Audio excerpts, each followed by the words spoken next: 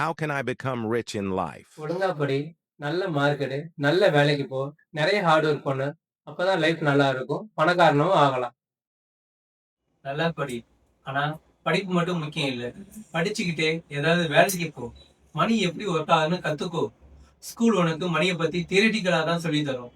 நீ வேலைக்கு போனா பிராக்டிகல் எக்ஸ்பீரியன்ஸ் கிடைக்கும்.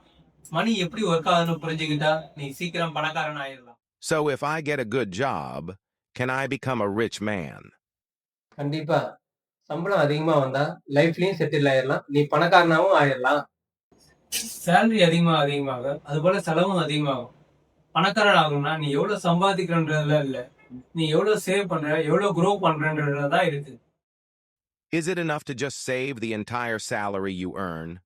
ஆமா. முடிஞ்ச அளவுக்கு சேமிச்சு வச்சுட்டீங்கன்னா சீக்கிரமா பணக்காரனா ஆயிரலாம்.